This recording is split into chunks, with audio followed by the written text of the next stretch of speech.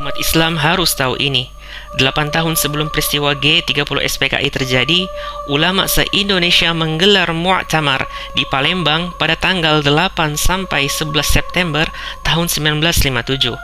Para ulama memutuskan beberapa kesepakatan, yaitu: yang pertama, ideologi atau ajaran komunisme adalah kufur hukumnya dan haram bagi umat Islam menganutnya. Kedua, bagi orang yang menganut ideologi atau ajaran komunisme dengan keyakinan dan kesadaran, maka kafirlah dia dan tiada sah menikah dan menikahkan orang Islam. Tiada pusaka mempusakai dan haram hukumnya jenazahnya diselenggarakan secara Islam. Ketiga, bagi orang yang memasuki organisasi atau partai yang berideologi komunisme seperti PKI, SOPSI, Pemuda Rakyat, dan lain-lain, tidak dengan keyakinan dan kesadaran, sesatlah dia dan wajib bagi umat Islam menyeru mereka meninggalkan organisasi dan partai tersebut.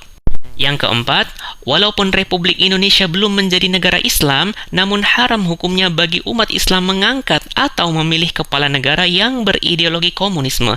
Kelima, memperingatkan kepada pemerintah RI agar bersikap waspada terhadap gerakan aksi subversif asing yang membantu perjuangan kaum komunis atau ateis Indonesia. Keenam, mendesak kepada Presiden RI untuk mengeluarkan dekret menyatakan PKI dan mantel organisasinya sebagai partai terlarang di Indonesia.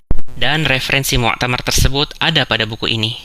Setahun kemudian, pada tanggal 17 Agustus tahun 1958, dengan suara yang gegap gempita, Presiden Soekarno mengkritik dengan sangat keras Mu'tamar Alim Ulama Indonesia yang berlangsung di Palembang tahun 1957.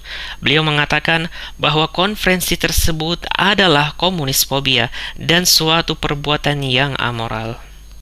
Kemudian, ketika peristiwa G30 SPKI terjadi, Buya Hamka mengatakan, rupanya Allah hendak memberi dulu cobaan bagi rakyat Indonesia. Kejahatan komunis akhirnya terbukti dengan Gestapunya G30 SPKI. Allah mencoba dulu rakyat Indonesia sebelum dia membuktikan kebenaran apa yang dikatakan oleh alim ulama itu hampir 10 tahun lalu. Buya Hamka.